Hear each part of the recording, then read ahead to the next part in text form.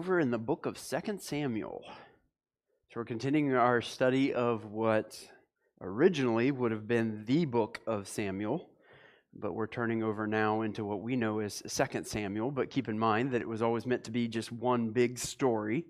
And so we start with the figure that the book is named after, the prophet Samuel, who is kind of one of Israel's last judges, but also a prophet. Really seems to serve a bit of an executive role, kind of like that judge and is almost a king kind of thing. But then we see he anoints Israel's first king in Saul, who looked pretty good at first, right? I mean, as far as political leaders go and kings, he looked pretty good, but then he certainly did not finish that way. He started to choose things on his own will, started to follow his own desires, and try to make things happen on his own and really put God second. And so now Saul's gone, and now we have David, who was, if you remember, already anointed by Samuel as the next king, all the way back in, when was it, chapter 15, maybe 16, something like that, maybe even earlier than that, actually. But David was probably about 15 years old when Samuel came and said, "You'll be the next king of Israel." But obviously that didn't happen right away, right? Saul became incredibly jealous of David, and not necessarily knowing necessarily that David was going to be the next king. It's just everybody seemed to like David more. David had more success. That God seemed to bless David more, and so Saul just became so envious, so jealous. He tried to kill David multiple times and never succeeded, and David never really repaid the favor. Saul is now dead. David has mourned his passing, along with, I think it's safe to say, his best friend in the world, Saul's son Jonathan, who was killed in the same battle. And there in 2 Samuel chapter 1, it kind of puts a bow on that story as he mourns the loss of Saul and Jonathan. And so now we pick up the story in 2 Samuel chapter 2. We got a lot to get through tonight. I don't know who laid this plan out, but we've got 9 chapters tonight. I don't know what dum-dum laid that out. But so a lot of narrative, and so I hope you came ready for story time. And so we're going to do what we can to shoot through this narrative and then really sum it up at the end of a so what. And really what we're looking at is the beginning of David's reign. How things were going, and we start to see a little bit of David's heart, and I think it's some good examples of who David is here. And so, like I said, we pick up the story in chapter 2, where you'd expect David to officially be made king.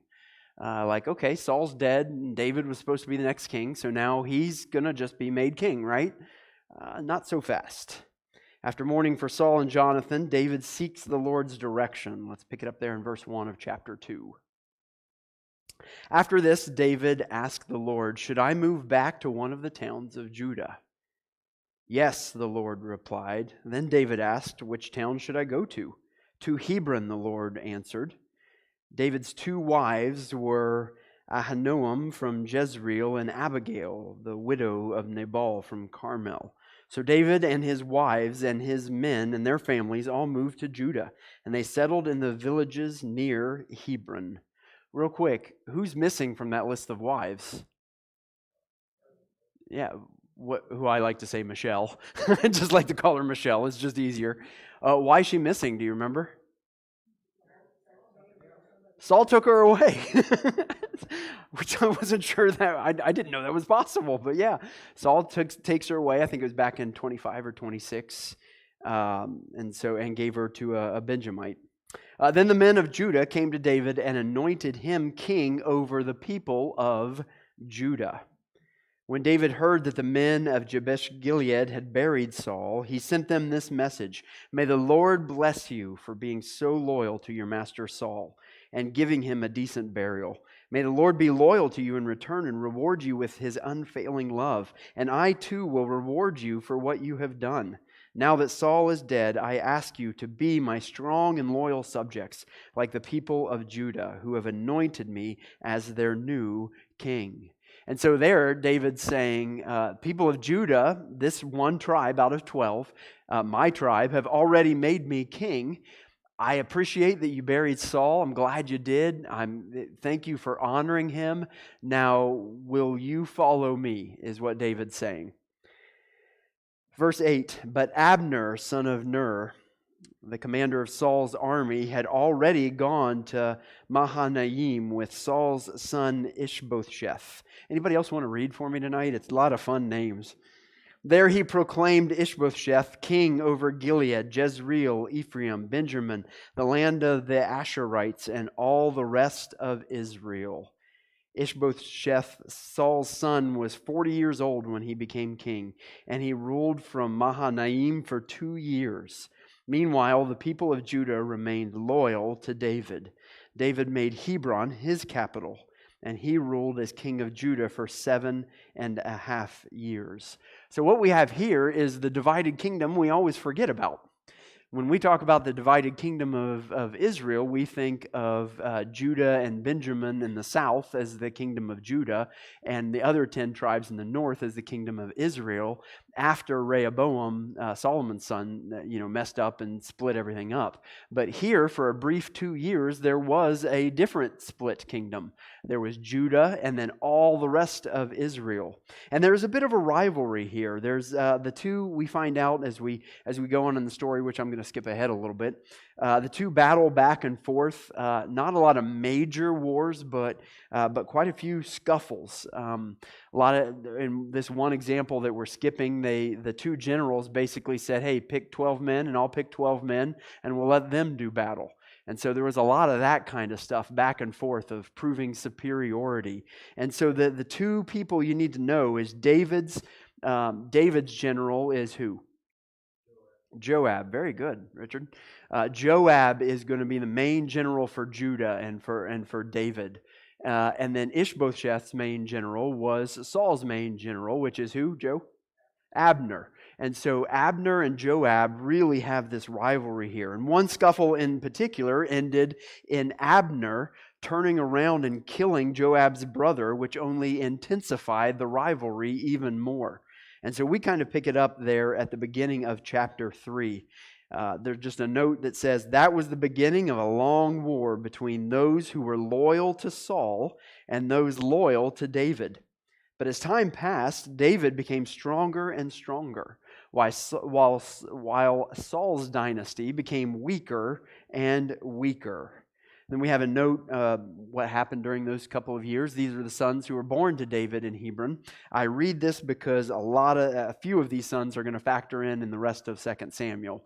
So it's good to get this introduction of them being born here. The oldest was Amnon, whose mother was Ahinoam from Jezreel. The second was Daniel, whose mother was Abigail, the widow of Nabal from Carmel. The third was Absalom, whose mother was Maachah, the daughter of Talmai, king of Geshur. The fourth was Adonijah, whose mother was Haggith. The fifth was Shephatiah, whose mother was Abital. And the sixth was Ephraim, whose mother was Eglah, David's wife. These sons were all born to David in Hebron. And so there we get a picture of the very beginning of David's rule. He has his own capital of a split kingdom in the territory of Judah, of Hebron. There's a rivalry between his followers and those that are still loyal to Saul's family. Verse 6 of chapter 3. As the war between the house of Saul and the house of David went on, Abner became a powerful leader among those loyal to Saul. One day, Ishbosheth, Saul's son, accused Abner of sleeping with one of his father's concubines, a woman named Rizpah, daughter of Aiah. Abner was furious. He said, "Am I some Judean dog to be kicked around like this?" he shouted. "After all I have done for your father Saul and his family and friends by not handing you over to David, is this my reward, that you find fault with me about this woman?" Notice he never denied it. Have you noticed that? I can't help but notice. Verse 9, "May God strike me and even kill me if I don't do everything I can to help David get what the Lord has promised him. I'm going to take Saul's kingdom and give it to David. I will establish the throne of David over Israel as well as Judah, all the way from Dan in the north to Beersheba in the south.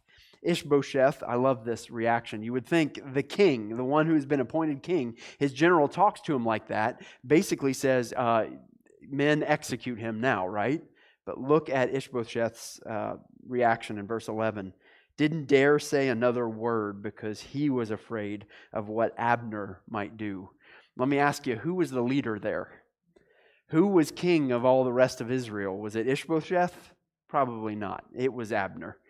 Then Abner sent messengers to David, saying, "Doesn't the entire land belong to you? Make a solemn pact with me, and I will help turn over all of Israel to you." "All right," David replied, "but I will not even negotiate with you unless you bring back my wife, Michal, Saul's daughter, when you come." Interesting request, right? David then sent this message to Ishbosheth, Saul's son.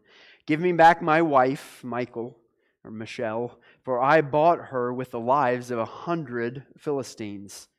So Ishbosheth took Michal away from her husband, Palti, son of Laish. Palti followed her along behind her as far as Bahurim, weeping as he went. Isn't that a sad picture? It really is. I feel bad for this guy. Then Abner told him, "Go back home." So Palti returned. Meanwhile, Abner had consulted with the elders of Israel. For some time now he told them, "You have wanted to make David your king. Now is the time. For the Lord has said, I have chosen David to save my people Israel from the hands of the Philistines and from all their other enemies." Abner also spoke with the men of Benjamin. Then he went on to Hebron to tell David that all the people of Israel and Benjamin had agreed to support him. When Abner and his 20 of his men came to Hebron, David entertained them with a great feast. Then Abner said to David, "Let me go and call an assembly of all Israel to support my lord, the king. They will make a covenant with you to make you their king, and you will rule over everything your heart desires." So David sent Abner safely on his way. So a nice change of events here. The split kingdom appears to be over. The ruler of Judah, who was the rightful heir to the throne of all of Israel, is now going to be made, after just about a 2-year period, he's going to be made king of all of Israel. And so this Abner, who was Saul's general, is orchestrating this whole thing. Seems to be going just fine. And then we hit verse 22. But just after David had sent Abner away in safety, Joab and some of David's troops returned from a raid, bringing much plunder with them. When Joab arrived, he was told that Abner had just been there, visiting the king, and been sent away in safety. Joab rushed to the king and demanded, "What have you done? What do you mean by letting Abner get away? You know perfectly well he came to spy on you and find out everything you're doing." Joab then left David and sent messengers to catch up with Abner, asking him to return. They found him at the well of Sirah and brought him back, though David knew nothing about it. When Abner arrived back at Hebron, Joab took him aside at the gateway as if to speak with him privately. But then he stabbed Abner in the stomach and killed him in revenge for killing his brother Asahel. When David heard about it, he declared, "I vow by the Lord that I and my kingdom are forever innocent of this crime against Abner, son of Ner.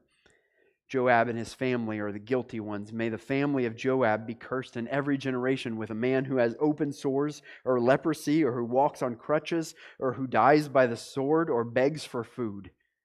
So Joab and his brother Abishai killed Abner because Abner had killed their brother Asahel at the battle of Gibeon. Verse 31, David then begins to mourn for this loss. Then David said to Joab and all those who were with him, "Tear your clothes and put on burlap. Mourn for Abner." Can you imagine saying that to Joab? Was his rival, was the one that killed him. He said, "My brother's blood was on his hands. I have now avenged that blood, and you're telling me to put on sackcloth?" I mean, it would be, you can see David is a much stronger leader than Ishbosheth ever was, right? And King David himself walked behind the procession to the grave. They buried Abner in Hebron, and the king and all the people wept at his graveside. Then the king sang this funeral song for Abner. "Should Abner have died as fools die, Your hands were not bound, your feet were not chained. No, you were murdered, the victim of a wicked plot." All the people wept again for Abner. David had refused to eat anything on the day of the funeral, and now everyone begged him to eat. But David had made a vow, saying, "May God strike me and even kill me if I eat anything before sundown." This pleased the people very much. In fact, everything the king did pleased them. So everyone in Judah and all Israel understood that David was not responsible for Abner's murder. Then King David said to his officials, "Don't you realize that a great commander has fallen today in Israel? And even though I am the anointed king, these two sons of Zeruiah, Joab and Abishai, are too strong for me to control. So may the Lord repay these evil men for their evil deeds." There is a lot of interesting examples that you can talk about with David there. Just the fact that he mourned a former enemy, mourned somebody who was a great general who might have disagreed with him ideologically, called on all of Israel to do so, earned their trust as a result, and ultimately left the payback on Joab and Abishai to God and said, "You're in God's hands now." Any comments or thoughts so far? Great leadership study this is. It really is. Well, I think it was done in one of their little scuffles, you know. It wasn't under false pretenses of, "Hey, I want to talk to you privately." You know, I think there was something. I mean, David was a man of war, right? So that their brother had been killed in a battle that they had agreed on terms. So I think that's why David didn't seem to mind.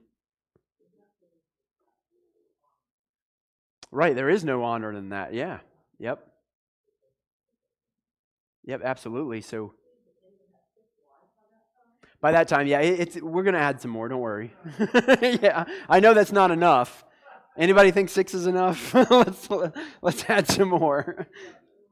He's not even close to done. But nowhere compared to his son later on, right? All right, let's go on to chapter 4. We got to keep moving. When Ishbosheth, Saul's son, heard about Abner's death at Hebron, he lost all courage. Apparently he had some, so that's interesting. I guess he lost a little bit he had. And all Israel became paralyzed with fear. You know, what's next? Who's on the chopping block next? Who are David's men going to kill next? Let's fast forward down to verse 5. One day, Rechab and Baanah, the sons of Rimmon from Beeroth, went to Ishbosheth's house around noon as he was taking his midday rest. The doorkeeper, who had been sifting wheat, became drowsy and fell asleep, so Rechab and Baanah slipped past her. They went into the house and found Ishbosheth sleeping on his bed. They struck and killed him and cut off his head. Then, taking his head with them, they fled across the Jordan Valley through the night. When they arrived at Hebron, they presented Ishbosheth's head to David. "Look," they exclaimed to the king. Look. "Here is the head of Ishbosheth, the son of your enemy Saul, who tried to kill you. Today the Lord has given my lord the king revenge on Saul and his entire family." But David said to Rechab and Baanah, "The Lord who saves me from all my enemies is my witness. Someone once told me Saul is dead, thinking he was bringing me good news. But I seized him and killed him at Ziklag. That's the reward I gave him for his news. How much more should I reward evil men who have killed an innocent man in his own house and on his own bed? Shouldn't I hold you responsible for his blood and rid the earth of you?" So David ordered his young men to kill them, and they did. They cut off their heads and feet and hung their bodies beside the pool in Hebron. Then they took Ishbosheth's head and buried it in Abner's tomb in Hebron. Old Testament's violent, isn't it? I mean, when you really read these with adult eyes, it's just like, man, wow. But obviously David was not happy with this news, was not happy that men under his name had done such a thing. And so he punished them accordingly.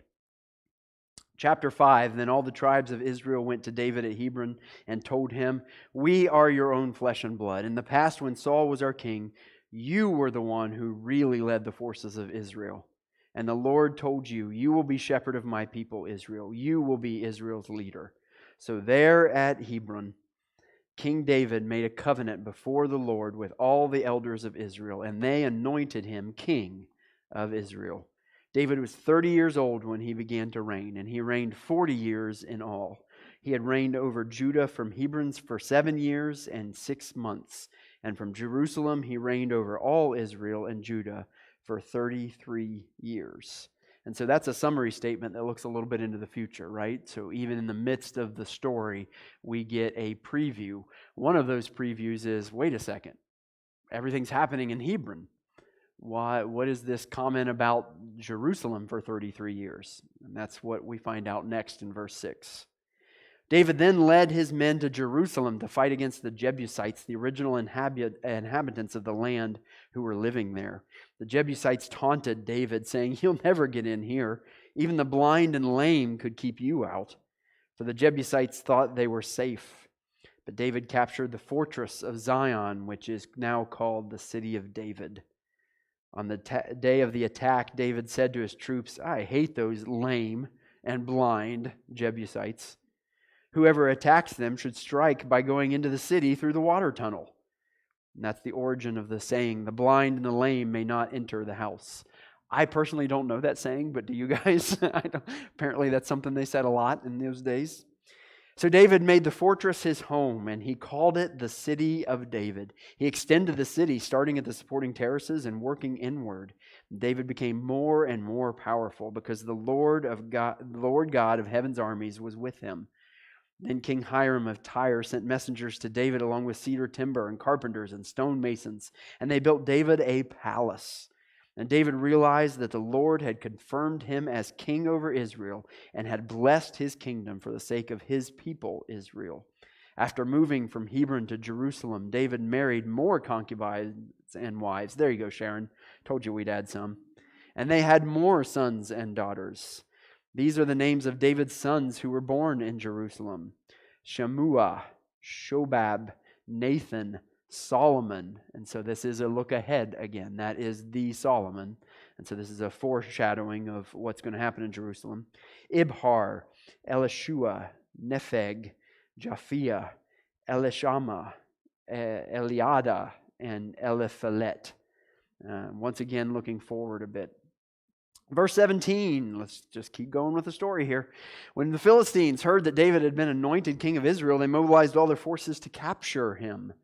But David was told they were coming, so he went into the stronghold. The Philistines arrived and spread out across the valley of Rephaim. And David asked the Lord, "Should I go out to fight the Philistines? Will you hand them over to me?" The Lord replied to David, "Yes, go ahead. I will certainly hand them over to you." So David went to Baal Perazim and defeated the Philistines there. And then note this comment: "The Lord did it," David exclaimed. "He burst through my enemies like a raging flood." It goes on, they even come back. David asks for advice again. God tells him, don't go right at him, go around him. And David listens, and he does it, and he defeats them again.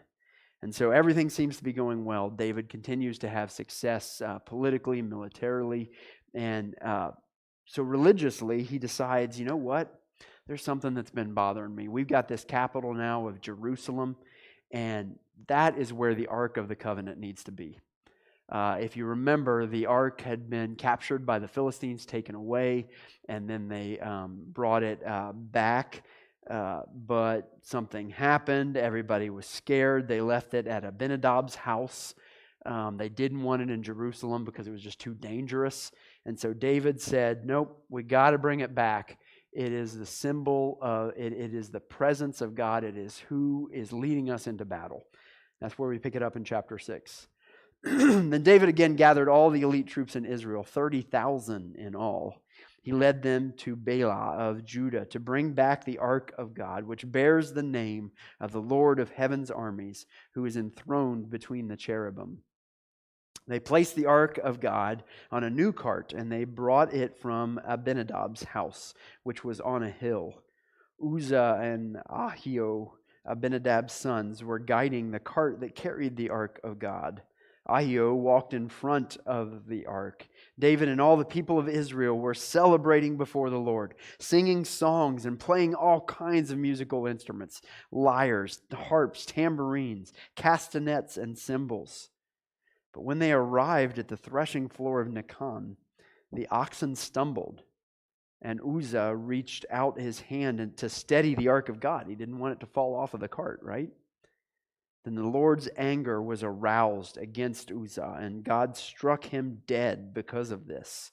So Uzzah died right there beside the ark of God. David's a little confused at this point. He's angry because the Lord's anger had burst out against Uzzah. He named that place Perez Uzzah, which means to burst out against Uzzah, as it is still called today. And so David was now afraid of the Lord, and he asked, "How can I ever bring the ark of the Lord back into my care?" So David decided not to move the ark of the Lord into the city of David. Instead, he took it to the house of Obed-Edom of Gath. The ark of the Lord remained there in Obed-Edom's house for 3 months, and the Lord blessed Obed-Edom and his entire household.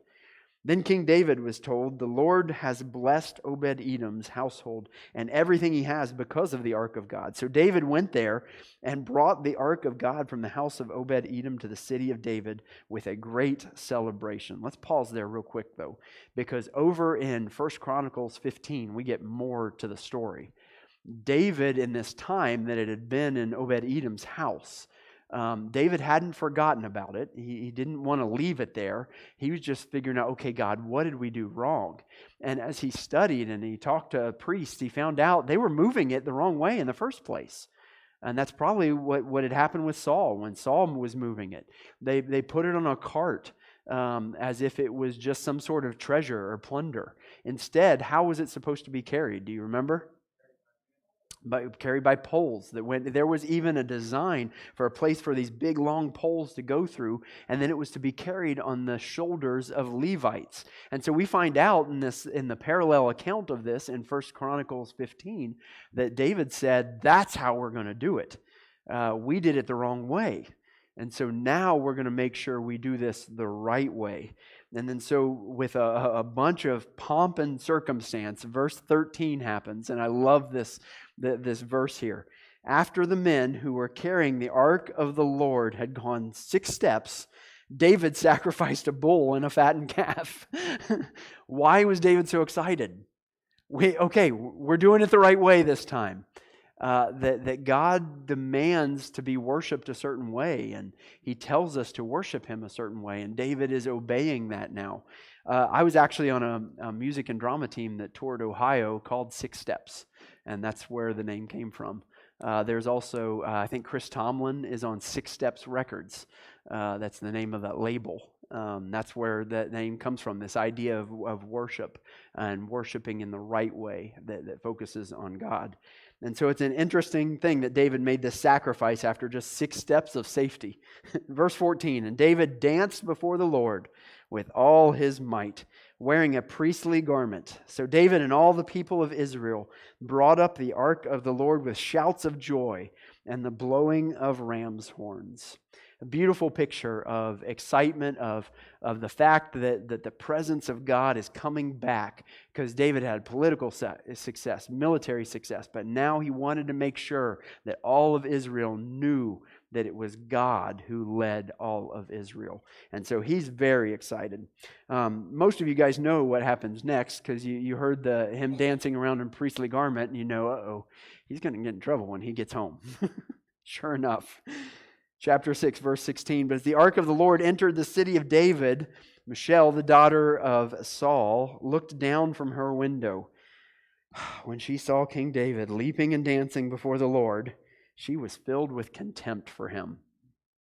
They brought the ark of the Lord and set it in its place inside the special tent that David had prepared for it. And David sacrificed burnt offerings and peace offerings to the Lord. When he had finished his sacrifices, David blessed the people in the name of the Lord of heaven's armies. Then he gave to every Israelite man and woman in the crowd a loaf of bread, a cake of dates, and a cake of raisins. Then all the people returned to their homes." What a fantastic celebration. I want to know why his wife wasn't there to begin with, right? Verse 20, When David returned home to bless his own family, Michal, the daughter of Saul, came out to meet him. She said in disgust, "How distinguished the king of Israel looked today, shamelessly exposing himself to the servant girls like any vulgar person might do." David retorted to Michal, "I was dancing before the Lord, who chose me above your father and all his family." Probably not the best thing to come back with, but he appointed me as the leader of Israel, the people of the Lord. So I celebrate before the Lord. Yes, I am willing to look even more foolish than this, even to be humiliated in my own eyes. But those servant girls you mentioned will indeed think I am distinguished. So Michal, the daughter of Saul, remained childless throughout her entire life. And so the one that David loved, probably more than any of his other wives, was the one that looked upon him in contempt because of his worship of God. And I think there is something to learn there that we can hit on the so whats, but why it's fresh. Our worship, we shouldn't care what others think, right? We worship before an audience of one, period. Now, I'm not saying come in your underwear and dance around. We're orderly here, but I think sometimes we feel the need to raise our hands, but kind of look around and say, I don't know what people might think of me, or want to get down on our knees or something like that. I think this pattern would show us, what the Holy Spirit prompts you to do. We worship an audience of one. We don't care about what others think. So chapter 7, when King David was settled in his palace and the Lord had given him rest from all the surrounding enemies, the king summoned Nathan the prophet. "Look," David said, I'm living in this beautiful cedar palace, but the ark of God is out there in a tent." Nathan replied to the king, "Go ahead and do whatever you have in mind, for the Lord is with you." What did David want? He wanted to build a temple, right? And this is a burden that will not go away for David. As you guys know, he's ultimately not going to be the one to build that temple, but it is something he wants to see done, and this is kind of where it starts. However, verse 4, that same night the Lord said to Nathan, "Go and tell my servant David, this is what the Lord has declared. Are you the one to build a house for me to live in? I've never lived in a house. From the day I brought the Israelites out of Egypt into this very day, I have always moved from one place to another with a tent and a tabernacle as my dwelling. Yet no matter where I have gone with the Israelites, I have never once complained to Israel's tribal leaders, the shepherds of my people Israel. I've never asked them, 'Why haven't you built me a beautiful cedar house?' Now go and say to my servant David, 'This is what the Lord of heaven's armies has declared. I took you from tending sheep in the pasture and selected you to be the leader of my people Israel. I have been with you wherever you have gone, and I have destroyed all your enemies before your eyes. Now I will make your name as famous as anyone who has ever lived on the earth. And I will provide a homeland for my people Israel, planting them in a secure place where they will never be disturbed.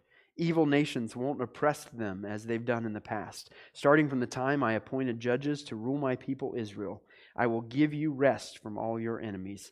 Furthermore, the Lord declares that He will make a house for you, a dynasty of kings. For when you die and are buried with your ancestors, I will raise up one of your descendants, your own offspring, and I will make his kingdom strong. He is the one who will build a house, a temple for my name, and I will secure his royal throne forever. I will be his father, and he will be my son. If he sins, I will correct and discipline him with the rod like any father would do. But my favor will not be taken from him as I took it from Saul, whom I removed from your sight. Your house and your kingdom will continue before me for all time, and your throne will be secure forever." So Nathan went back to David and told him everything the Lord had said in this vision. It's an interesting vision. It's an interesting prophecy that we have here. And a lot of people have wrestled with this because you're reading it at first and you think, oh my gosh, he's talking about Jesus. It's clear. And then you think, oh, well, okay, maybe it's not that clear. If my son sins, I'll chastise him with the rod. And you think, okay, well, maybe it's not Jesus. Most scholars think that is what's going on here, that this is a foreshadowing of David's dynasty throughout all of his sons that will ultimately culminate in Christ. And so it's in that line of David. This is where we start to get the idea in the Old Testament that all the prophets are going to pick up on, in that the Messiah is going to come from the line of David. It's from this prophecy here where Nathan starts this idea of saying, basically, David, you want to build a house for me. You want to build a temple for me. Let me tell you what I'm going to do with your house. Let me tell you the temple I'm going to build.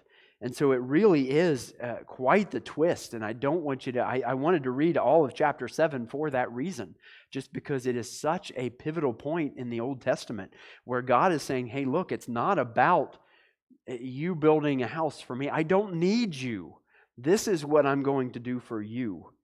And so David wants to build God a house, but God turns it around and tells David he's going to build him a house, one that will last forever, one that you and I are a part of because we are in Christ.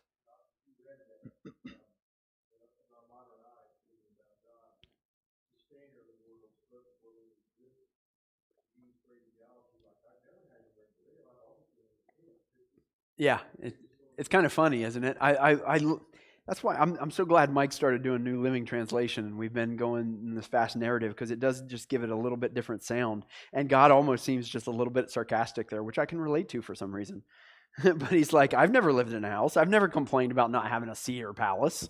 Why all of a sudden do you want to give me one? Kind of thing. But David is incredibly overwhelmed, and that's what we get in the rest of chapter 7, this beautiful prayer, this beautiful act of worship before God. And I want you to notice the repeated name he uses for God here. It would be Adonai Jehovah put together, Adonai Yahweh. So it's the Lord God was what most translations would say. New Living says Sovereign Lord, just some combination of that. And that's kind of the idea here, is Adonai would be a title that is someone that you submit to. That's why New Living Translation and what we're about to read uses the word sovereign so often. So let's read this prayer of thanks from David. Then King David went in and he sat before the Lord and he prayed, "Who am I, O sovereign Lord? And what is my family that you have brought me this far? And now, sovereign Lord, in addition to everything else, you speak of giving your servant a lasting dynasty. Do you deal with everyone this way, O sovereign Lord? What more can I say to you? You know what your servant is really like, sovereign Lord. Because of your promise and according to your will, you have done all these great things and have made them known to your servant. How great you are, O sovereign Lord. There is no one like you. We have never even heard of another God like you. What other nation on earth is like your people Israel? What other nation, O God, have you redeemed from slavery to be your own people? You made a great name for yourself when you redeemed your people from Egypt. You performed awesome miracles and drove out all the nations and gods that stood in their way. You made Israel your very own people forever, and you, O Lord, became their God. And now, O Lord God, I am your servant. Do as you have promised concerning me and my family. Confirm it as a promise that will last forever. And may your name be honored forever, so that everyone will say, the Lord of heaven's armies is God over Israel. And may the house of your servant David continue before you forever. O Lord of heaven's armies, God of Israel, I have been bold enough to pray this prayer to you because you have revealed all of this to your servant, saying, I will build a house for you, a dynasty of kings. For you are God, O sovereign Lord. Your words are truth, and you have promised these good things to your servant. And now may it please you to bless the house of your servant, so that it may continue forever before you. For you have spoken, and when you grant a blessing to your servant, O sovereign Lord, it is an eternal blessing. What an incredible prayer of thanks. When you read this, David's basically saying, okay, yes, I want this forever dynasty. Do you think David's being arrogant? Why doesn't that come off as arrogant? Why does it come off as humble? And God's the one who promised it. I encourage you, when you pray to God, pray back what He's already promised you. Right? That's all David's doing. He's matching God's will and he's saying, God, you have promised this for me. And I want that. I accept, if you will. A beautiful, beautiful picture there. Chapter 8 gives us more of a record of David's military victories. Certainly not exhaustive, but a lot of examples of why the people began to fear him in that territory. A good summary statement is found in verse 13.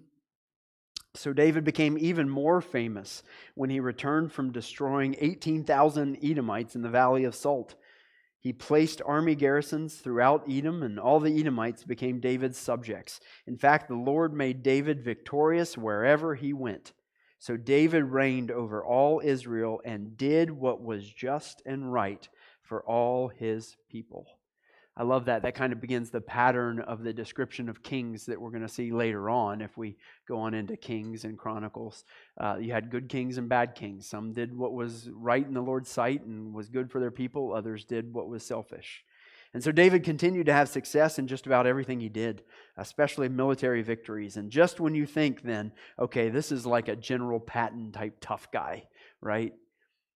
We get an incredible story in chapter 9 where David shows his heart. Let's read it real quick. One day David asked, "Is anyone in Saul's family still alive? Anyone to whom I can show kindness for Jonathan's sake?" He summoned a man named Ziba, who had been one of Saul's servants. "Are you Ziba?" the king asked. "Yes, sir, I am," Ziba replied. The king then asked him, "Is anyone still alive from Saul's family? If so, I want to show God's kindness to them." Ziba replied, "Yes, one of Jonathan's sons is still alive. He is crippled in both feet." We actually met him earlier in a set of verses that I skipped. When Ishbosheth died, we get this little parenthetical statement there that references his Jonathan's son as if he should have been the next king. But I skipped that, and now we get reintroduced to him. Verse 4, "Where is he?" David asked. "In Lodebar," Ziba told him, "at the home of Machir, son of Amiel." So David sent for him and brought him from Machir's home. His name was Mephibosheth. He was Jonathan's son and Saul's grandson. When he came to David, he bowed low to the ground in deep respect. David said, "Greetings, Mephibosheth." Mephibosheth replied, "I am your servant." And the part we skipped, we found out he's crippled because he was dropped when he was 5 years old. And he's crippled in both feet. "Don't be afraid," David said. "I intend to show kindness to you because of my promise to your father, Jonathan. I will give you all the property that once belonged to your grandfather Saul, and you will eat here with me at the king's table." Mephibosheth bowed respectfully and exclaimed, "Who is your servant that you should show such kindness to a dead dog like me?" Then the king summoned Saul's servant Ziba and said, "I've given your master's grandson everything that belonged to Saul and his family. You and your sons and servants are to farm the land for him and produce food for your master's household. But Mephibosheth, your master's grandson, will eat here at my table." Ziba had 15 sons and 20 servants. Ziba replied, "Yes, my lord the king, I am your servant, and I will do all that you have commanded." And from that time on, Mephibosheth ate regularly at David's table, like one of the king's own sons. Mephibosheth had a young son named Micah. From then on, all the members of Ziba's household were Mephibosheth's servants. And Mephibosheth, who was crippled in both feet, lived in Jerusalem and ate regularly at the king's table. Like I said, after this long list of military victories and all this bloodshed, you see David's heart here in wanting to honor Saul and Jonathan. And I think this is one of my favorite stories in the Old Testament, just because I think this is typology. We've talked about this often. This is a Christological picture, isn't it? Who are we? We're Mephibosheth. We are crippled. We are dead dogs who don't deserve a darn thing. And we are invited to eat at the king's table. That's the picture of what's happening here. It's a beautiful one. Do not deserve it because our lineage is corrupt. Our lineage has proven that we don't deserve anything. And that's what Mephibosheth is thinking. It's like, well, I was in line for the throne, but then, now I'm crippled. I'm not able to do anything on my own, but the king has shown me kindness. It's a beautiful Christological picture. And so please note that in your Bible. One of my favorite stories in all of Old Testament for sure. And so in chapter 10, the Ammonite king dies, and David sends condolences. They rejected the ambassadors in a rather embarrassing way.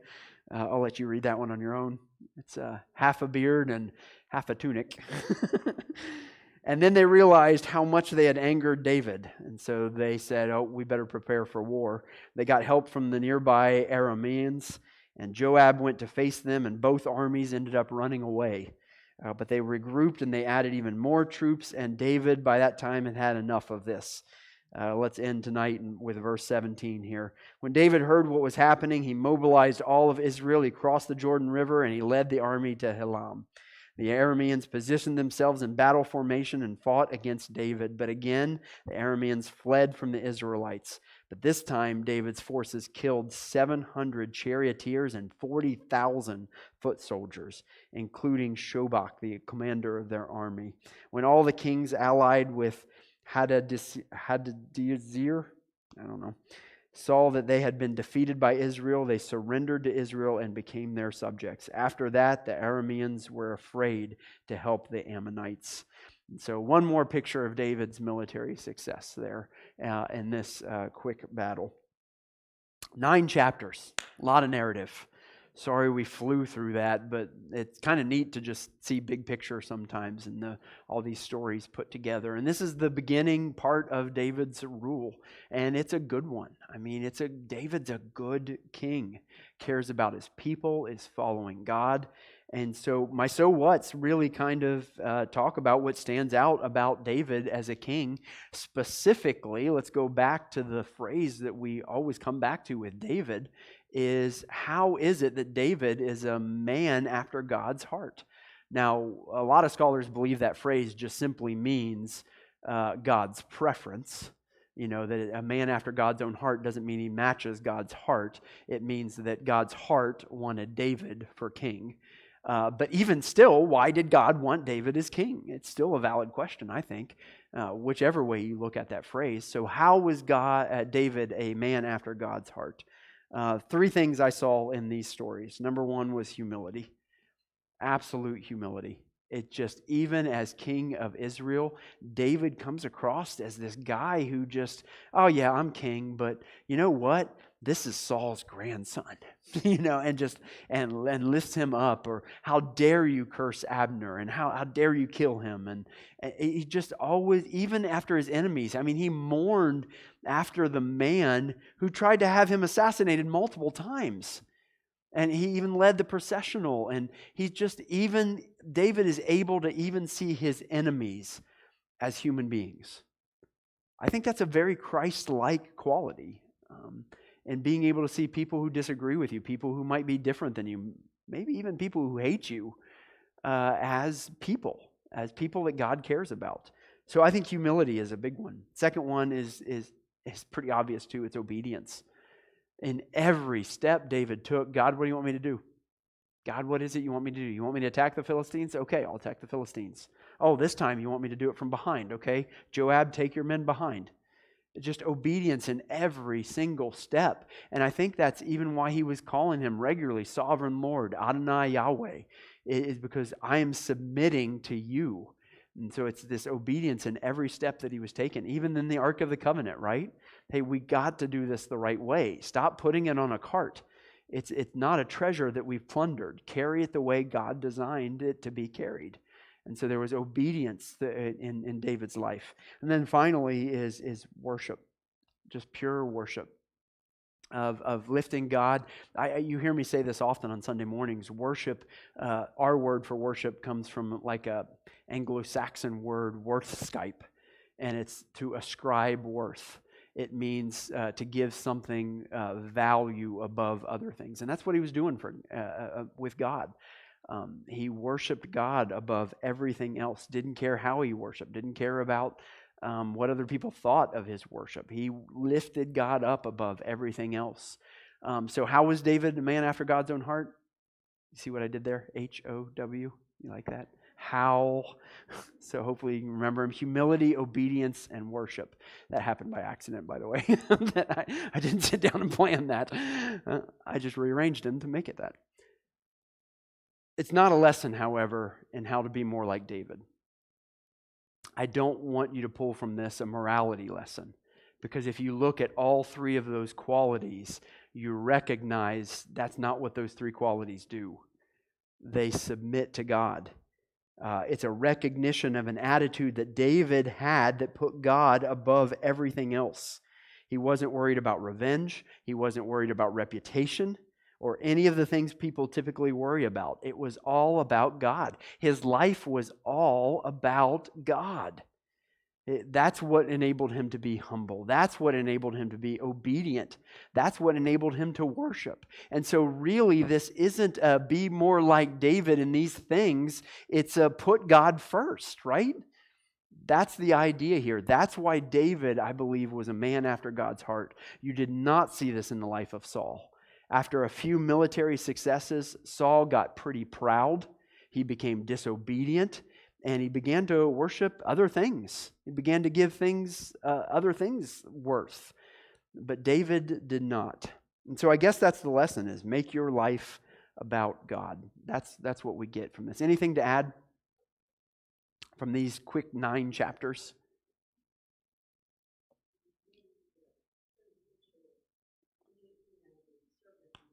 He is a servant leader? Absolutely, yes. He absolutely is. You're exactly right, Jenny. He is the model of what a servant leader is. I would argue what a biblical leader is. I'm of the position that leadership is not a privilege, it's a responsibility. And I think that's what David saw it as. He saw it as, you know what? God has put me before these people to shepherd them. And I love that word because he was a shepherd. He knew what it meant to fight off a bear or a lion. He knew what it was to chastise a sheep. And so, yeah, I think this is where you really begin, that even flows into a pastoral model in the church of what it means to shepherd God's people. Yeah. So you're exactly right. The quintessential servant leader. Yeah.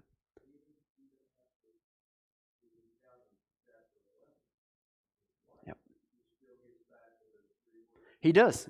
He does. Even with what we know is coming, humility and obedience and worship are going to be there. Yep. And so that is kind of setting the table for next week, whetting your appetite, if you will. When you take your eyes off of God, that's when you get into trouble, right? And that's what we're going to see happen in chapter 11. His eyes wander from God being worthy of worship to something else. Let's close in a word of prayer.